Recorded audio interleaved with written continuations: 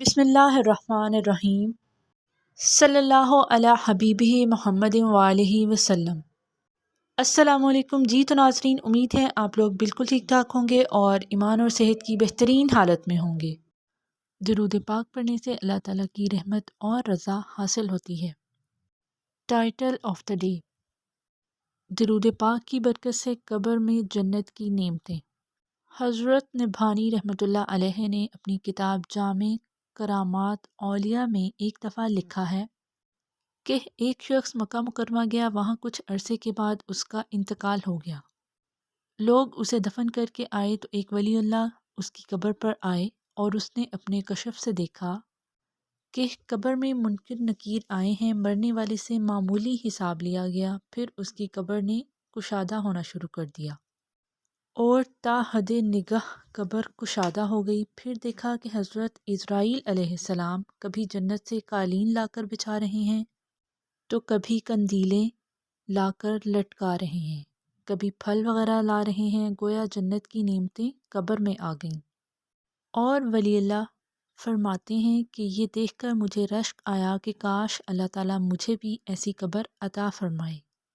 مجھے یہ خیال آنے پر عزرائیل علیہ السلام نے اندر سے مجھے غور سے دیکھا اور فرمایا، جیسے یہ درود پاک پڑھا کرتا تھا آپ بھی ایسے درود پاک پڑھا کرو، اللہ پاک آپ کو بھی ایسی قبر عطا فرمائے گا۔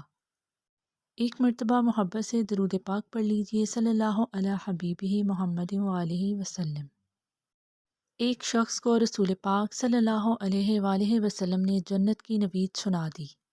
حضرت ابو الحسن رحمۃ اللہ علیہ کو خواب میں سرداروں کے سردار مدنی تاجدار صلی اللہ علیہ وآلہ وسلم کی زیارت ہوئی تو عرض کیا، یا رسول اللہ صلی اللہ علیہ وآلہ وسلم، امام شافعی کو آپ کی بارگاہ میں کیا انعام ملا ہے؟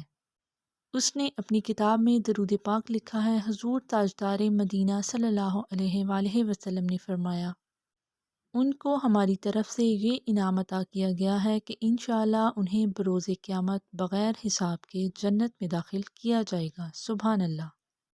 ایک مرتبہ محبت سے درود پاک پڑھ دیجئے، صلی اللہ علی حبیبہ محمد وآلہ وسلم۔ ایک واقعے میں بیان ہے کہ درود پاک پڑھنے والوں کو جبرائیل نے بھی خوشخبری سنا دی۔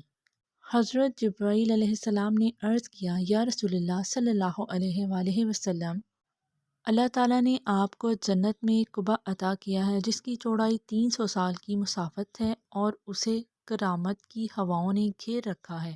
اس قبہ مبارکہ میں وہی لوگ داخل ہوں گے جو آپ صلی اللہ علیہ وآلہ وسلم پر کثرت سے درود پاک پڑھتے رہے ہوں گے۔ سبحان اللہ۔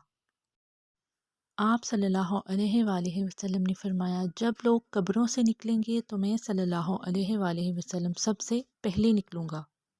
جب لوگ جمع ہوں گے تو میں ان کا قائد ہوں گا، اور جب سب خاموش ہو جائیں گے تو میں صلی اللہ علیہ وآلہ وسلم خطیب ہوں گا، اور جب لوگ حساب کے لیے پیش ہوں گے تو میں صلی اللہ علیہ وآلہ وسلم ان کا شفیع ہوں گا، اور جب سب نا امید ہو جائیں گے تو پھر میں ان کا آسرا بنوں گا۔ جنت کی چابیاں میرے ہاتھ میں ہوں گی اور میری عزت دربار الہی میں سب سے زیادہ ہوگی اور میں فخر نہیں کرتا۔